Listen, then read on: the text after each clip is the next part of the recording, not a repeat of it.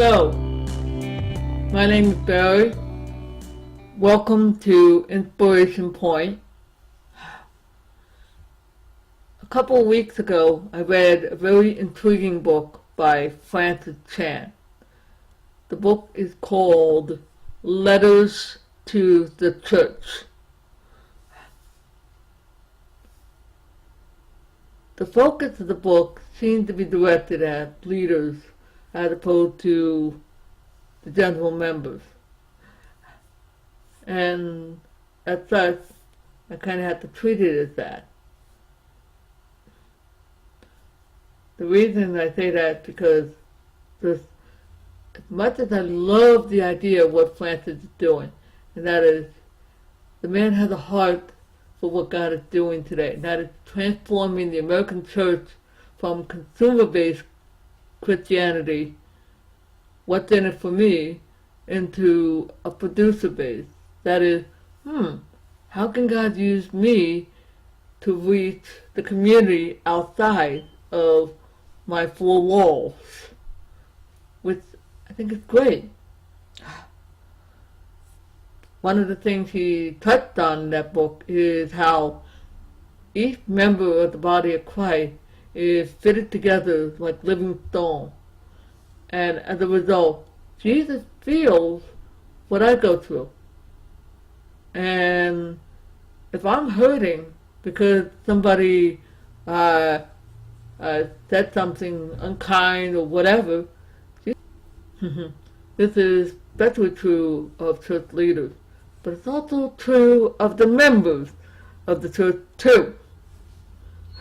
Alright, for Jesus is not a respect. God is not a respecter of person.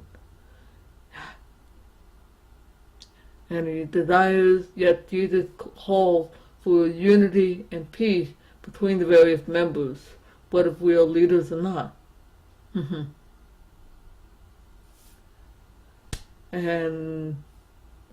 But since Francis is going in a somewhat different direction, I respect that. I just kind of wish he dealt with the issue of offense, but I can cover that in another video blog.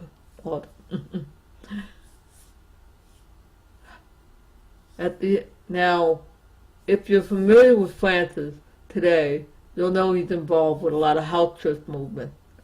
The theory is that a home church can reach and do the very thing that he feels God has called us to do than the large megachurches. To a point, I think he is right. But I do see a role for large churches. Okay? Like, they could be transformed into training centers where the training and equipping. Like my home church, we have something called School of Kingdom Ministry, which trains and equips people to go and do the thing that God is calling them to do, which I think is great. It fits in with what Francis was talking about. And I would say, great, go for that. Go for things. Like, I know a church that has diaper bank, all these different services that you really can't do in a home church, but it's a great place to meet at. So I see a lot of good things happening with both the home, small church, and large. So I would encourage you to read the book and see, and start asking the question, Father, how can you do this with my home church or with the church I'm in? And rather than say, oh gee, yeah, it's all about house churches. No, it's about changing how we see ourselves. Keep in mind, the church is not this wall over here. No. It's us, the believers who are in Christ. We're the church, not the brick wall or whatever, however the wall of your building is made of. Now, I want to get to the part that kind of grabbed my attention that was at the end of the book. Look, I love the fact that France was being loving, and I understand he's trying to be tender to leaders, because, let's face it, they are under attack from all over the place. You got people who, with opinions, all kinds of stuff. Well, thanks to social media, like the blogosphere, YouTube, Instagram, Twitter, Facebook, and who knows what else, it's very easy to get online and say, I want to beat the... I think you get the idea. I want to beat the crap out of that pastor, or what that person. Oh. Guys, let's not pretend it doesn't happen. Alright? Since I've been getting on the internet in the 1990s, I have run into these very same people Francis was complaining about. So I know he's not overreacting, okay? It's unfortunate, and it is true. But I kind of wish he had taken a different tact with this. That would actually help pastors. In fact, that's the inspiration for this video. If you are a pastor or a leader in a church, I want to have a little chat with you. Okay? No. First, chill out! Chill out! Put a cork in whatever lying voice you're hearing from everything else. Just listen to what I'm saying. I know that you are exhausted from all these people who really don't know and are like, ah! I get it. But guess what? Not all bloggers and YouTubers are out for your blood. Okay? This is where I kind of got annoyed with Francis, because it's very obvious he never visited my site. I am a blogger, not just a YouTuber. I've written articles encouraging Christians in the areas of forgiving, overcoming, doing good things. I rarely, in fact, I would never took an opportunity to beat the crap out of anybody. Guess what? There is no way effing way that I am the only person who does that.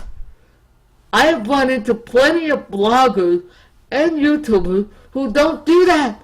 They are trying to be encouraging. They are trying to be of help and a light to so many others out there. We're here! Hey, you're not alone! You get the point? You're not alone. Stop with the, oh, you're not alone. There are a lot of godly people who are probably in your church who would love to help you. But they're not going to help you if all they hear is, oh, those confounded bloggers, those guys, I wish they would do this.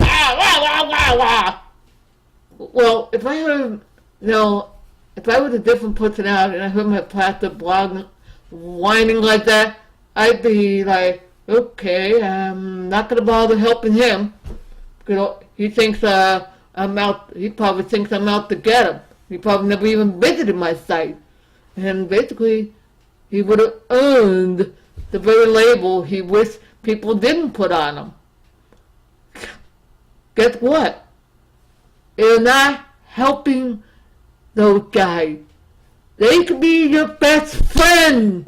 They could be your secret ally. They're like the cowboy that could come in and help you with promoting the good thing that God is trying to do in your church or in your community.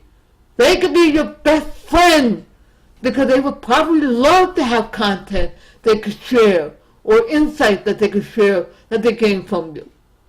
But the sure as hell ain't gonna do that if you're pissing and moaning. If all you're doing is complaining.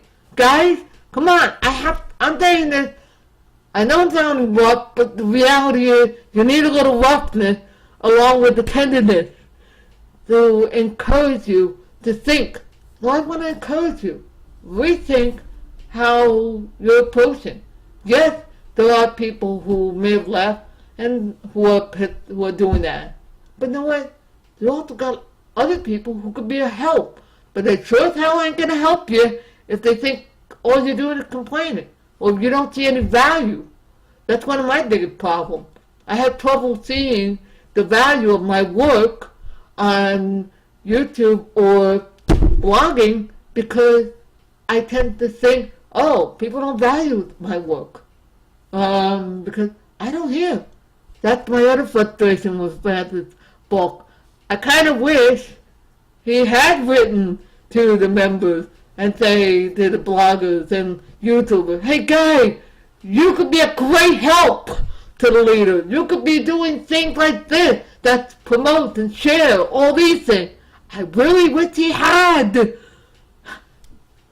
Then, but, oh well, but social media, hey, we're just an afterthought. No, that's the wrong way, guys. There are a lot of good things that can happen. There are a lot of great people out here. But you're not going to know if all you hear is whining and complaining. So I want to challenge you to rethink how social media is being used. Don't allow the enemy, the adversary, the devil, to run rampant on social media. Stop letting him have all the fun. Get out there. Encourage your members to go out there and do good things. Encourage them to stand up and be bold and courageous and get out there. There are good people out there, but they don't know unless you speak into their life. You have to,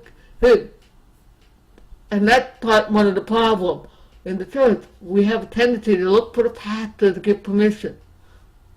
I'm wired as an independent thinker to think for myself and to not have to rely on. It's a good thing. It's a good thing and a frustrating thing. Mr. Independent, I wish you would look to see what we're doing and not just run off on your own. I've had that criticism, with, like I said, the good thing and the bad. But I want to encourage you, especially if you're a leader in the church, or even a member. If you're a member of a good church, I want to encourage you to talk with them and let them know, hey, I would love to be able to help you, but I can't help if all I hear from you is complaining. Talk with them, but be kind, be gentle. Yes, I know some of them probably deserve a foot up their rear. Okay, I've seen and met some of them, but you're not going to help anything by being rough. But be kind, be gentle, even though that they may not deserve it. And be encouraging and help them with it. And there's a lot of good things too. Hey, I want to thank you for your time. I'm a little worried this video might take longer than I thought, but I will trust the Lord with the result. Hey, have a great day. See you when I see you.